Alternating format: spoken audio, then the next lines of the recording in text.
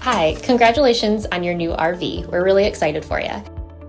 Please make sure before you're signing that you bring the following items with you. If you're a cash buyer, please make sure that you bring a cashier's check, no personal checks at time of signing, or you may bring actual cash. If you're a finance customer, please make sure that you bring proof of insurance listing your specific lien holder. If you need that information, please call us ahead of time. Also, make sure that you bring all valid driver's license of all persons that will be listed on the title. If you have a trade that you're trading in with us, please make sure that you bring your 10-day payoff as well as your title and all persons who will be listed on the title of that trade. Arrive 30 minutes early before your appointment time so we can properly inspect your unit, and also make sure that you have the fridge on and running prior to arrival.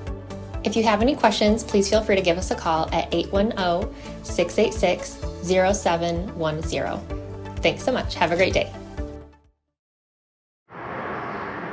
Hello, this is Mike with TradeWinds RV Center, here to congratulate you on your purchase of your Grand Design Imagine 2800 bunkhouse. I'm going to walk you around the travel trailer, show you how to use a few things to get the best out of your camping experience. Let's start by talking about arriving at the campsite and a few things to take into consideration when parking. On your campsite, you got this huge awning. There's plenty of room for that to come in and out. Over here on your off campsite, of course your slide, but besides your slide, I also want you to think about where your power and water connections are. Well, your power is actually on the rear of the unit.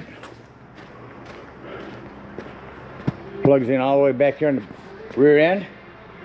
And then your docking station is all the way at the front. So you either have a long water cord, a 30-foot power cord, park accordingly so you can utilize all facilities at the campsite. Once we arrive and unhook our hitch, first thing we do is level our unit. And the unit does come with a power tongue jack with a night docking light should you arrive at night. Simply lower to retract, extend to raise. I recommend having a sticker over on your off campsite probably. Put that stick on level over there. Have someone watch that while you get the unit level. Once you got it level, before we stabilize it, if you happen to lose power, underneath this rubber stopper, this hand crank that you use on your stabilizing jacks, will get this up and down without power.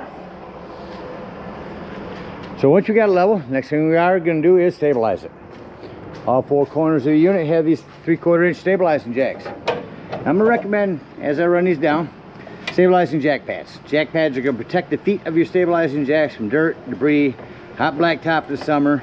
Better distribute the weight. This is a really good investment. Get a 4-pack of those, put them down underneath these, then run these down. You can use an impact driver or a drill gun. Just slow down when you get to the bottom, because all you want to do is bring these down until you have some type of resistance on this hand crank. Remember, our unit's already level. All we're trying to do at this point is stabilize it. Get all four of those down, got your unit level and stable, we can hook up our power and water. Again, your 30 amp cord plugs in here on the rear. Where these Furions go on now is they'll start at the left. Once it's in at the left, turn it to the right and then put on your gray washer. Now at the end of that 30 amp service, should you need to plug into a 110 somewhere, and your convenience will be a 30 to 15 amp reducer. That's your power hooked up. Let's hook up our water.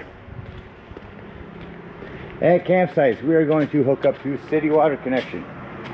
Up here in your docking station, all of your water is going to go in the same spot, but down here you have to have this set correctly. At campsites, city water. First and foremost, your water pressure regulator.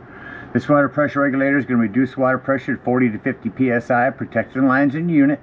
Always use this when putting fluid in your unit because you don't know what the water pressure is at different campsites. Hook that hose up. Make sure this is on city water, but we have one more step. Let's find your hot water heater.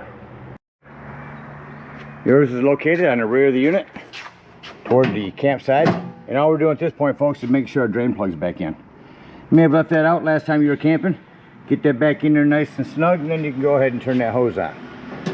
Now after that hose has been on for a few minutes, once you go inside and open up that slide, get in there and open up all of your water taps. Get all of your water lines open Get a nice steady flow of water going through all of them, all the air out of the lines.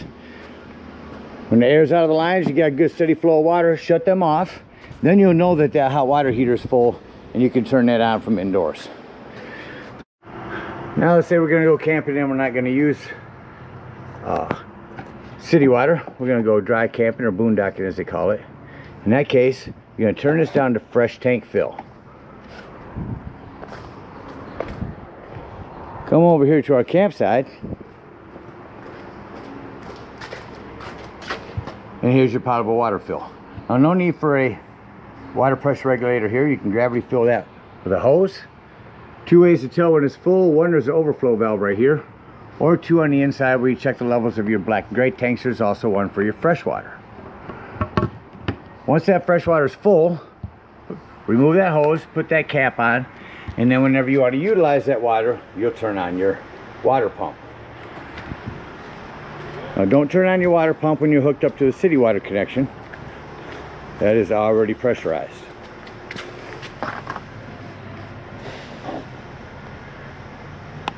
Alright, we're all set up with power and water. Let me go ahead and walk you around the rest of the unit.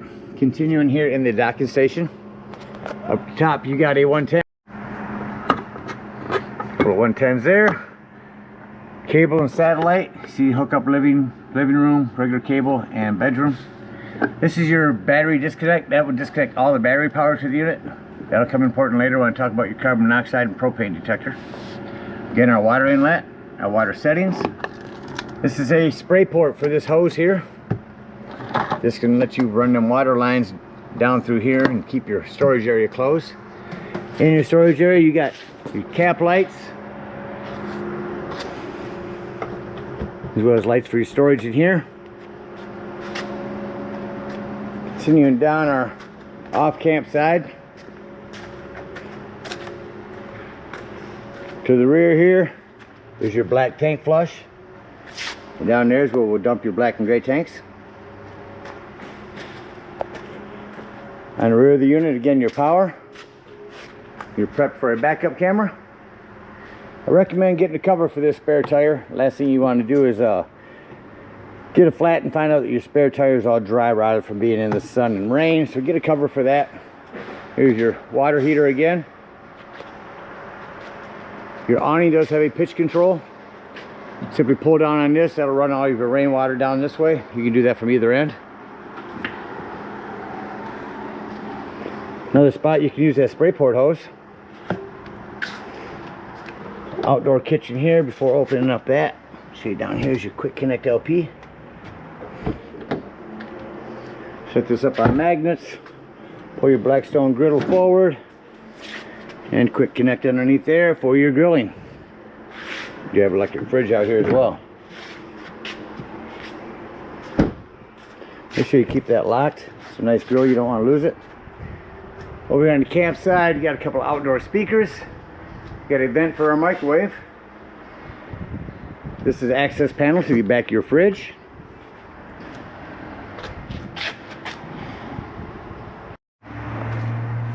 Over here again of our potable water. It's a flue for your furnace. Two things on that. One, make sure it's never blocked. And two, if you are running it, steer clear. It does get hot.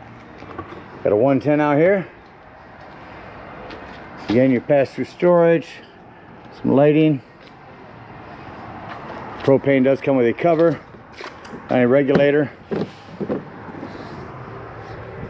I'll lift this up off here. So just point it toward the tank you wish to be using. Lefty loosey to open. Green means you've got gas. And that about covers everything on the outside. There is one more thing here. You can plug in a solar panel right here and that'll trickle charge your batteries. Alright, let's go take a look on the inside. Alright, coming up beside your unit, first thing I always like to point out is your fire extinguisher.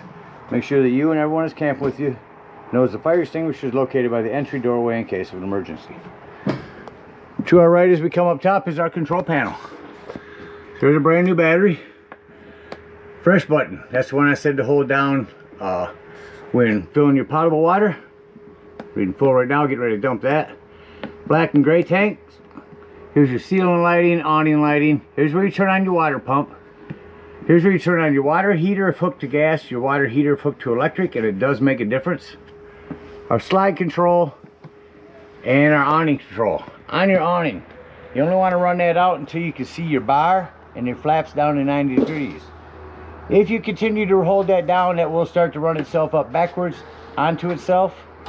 So keep an eye on it, make sure you only run it out as far as you need to. Ram back in. As I do, I'll show you your smoke alarm up in the ceiling here. Got some indoor speakers. That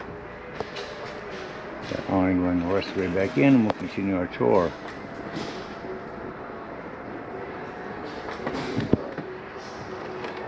This is, the door does hold back in a magnet.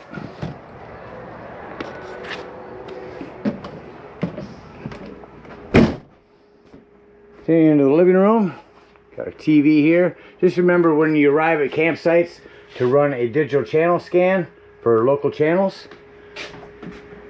And make sure, you see now where your cable is? On the other side of your cable is a button that'll make your red light turn on in there. Make sure that button's on. That is your digital antenna that'll allow you to pick up more channels. Variant sound system. See what we got going on here. So we can pick up any channels in this metal building here. There we go. So music indoors, outdoors, or both. AM, FM, Bluetooth, DVD, CD player. Down below all that is a breaker box access panel and fuses. A ton of 15s and a 40. Highly recommend having some of those with you when you go camping. Our no cold fridge.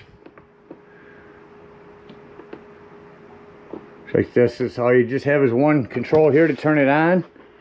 Temperature controls inside. Self-explanatory microwave. Above that, your antenna. All the way to the left when traveling. When you arrive, crank it all the way to the right. Below your microwave, a light and fan for your cooktop. Simply turn this to light, hit your spark, and there's your flame. Show you all three of these working real quick. Same thing on your oven. So go to your pilot light, press and hold, get underneath and light that up. Lighting here, our sink. Your table will fold down. Once it folds down, put a couple of flat cushions on top, gives you another sleeping quarters. We got pull chute recliners. It's like a parachute pull inside there. Pull up on that, that'll recline you. Remotes for your TVs and sound system. Coming towards your bathroom, down here we've got your 12-volt carbon monoxide propane detector. The reason I mention that's 12 volts, always running off your battery. So if you are out dry camping, boondocking somewhere, nothing plugged in charging your battery, use your battery disconnect to keep this running your battery down while you're gone all day. In our bathroom, I mentioned 110 with GFCI reset. You have a hand crank open. Exhaust. Plumbing. Keep an eye on your plumbing. It's mostly PEX nowadays. Access panel right here. You are bouncing a house down the road. Make sure nothing's wiggled loose over time. Our bunk area has its own individual lighting in 110s. Head back to our bedroom. I'll show you get some storage underneath. You are prepped for a TV in here. There's your backer for it. TV, cable 110 up here. Separate smoke alarm. Individual lighting in here.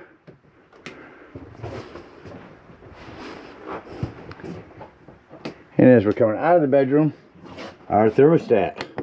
Let's crank up that AC. Put that on cool, let you hear that running. Shut that off.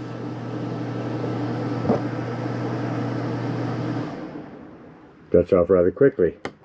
If I go down to your furnace here, when that kicks on,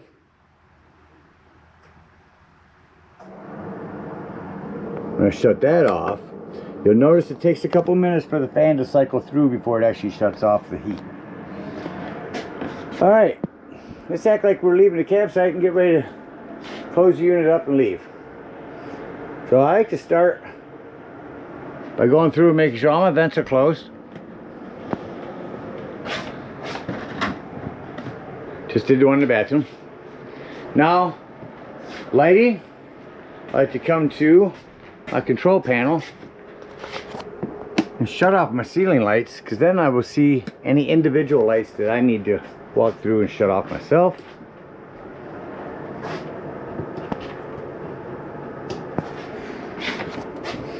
You have a door that needs to be secure. That's this bedroom door. You want to snap that open for travel. Let's give you our cooking light. Alright, now I went through the unit, shut off all my accent lighting. I'm going to turn my interior lighting back on and say doors and drawers. Go through the unit, make sure all doors and drawers are secure. Nothing's going to impede your slide from coming in. TV is back in this position, and we're going to hit slide in.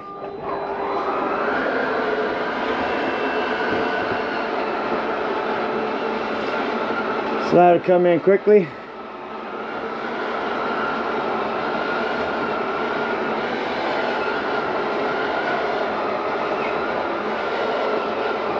And kind of a deep slide here.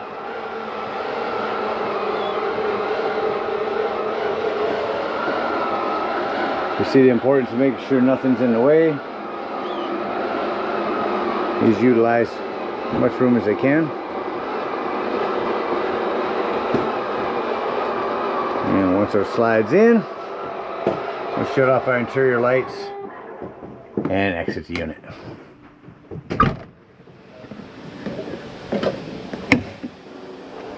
So our stairs will just fold in. If we are out boondocking, you get up underneath here and dump our fresh water tank, bring up our stabilizing jacks, and head on home. If we're at a campsite, unhook our water, our cable, our power, bring up your stabilizing jacks, hook up your hitch, and head on up to the dump station. At the dump station, park accordingly. Your dump is going to be almost all the way at the rear of the unit on your off camp side. Got 10-foot hose. Arrive and hook that up, and then pull your black tank. That's your handle on the right. When it sounds like that's no longer draining, go inside, check your black tank, make sure it's empty. If it is, leave that black tank handle open. Grab your water pressure regulator and the hose at the dump station. Hook that up to this tank flush and let that run for a good 5 minutes. That's going to wash all that nastiness out of your black tank. When that's done, remove that hose. Make sure all that washout you just put in there has drained out. When it does, close that black tank and pull your gray tank. Now while my gray tank's draining, I like to get up underneath here and dump my low point drains. If you're done camping for the season, you want to dump your hot water heater. Make sure you start by lifting up on this pressure release valve first. That's going to dump all your hot water out of there. So be careful when that's done. Then you can pull this drain down here for your residual hot water.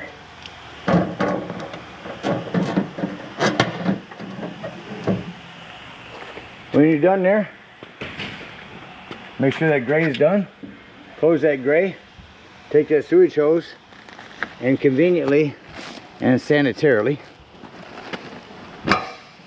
store it right here in your bumper. Again, thank you guys so much for your purchase. Hope you enjoy this Imagine for many years to come. Happy camping.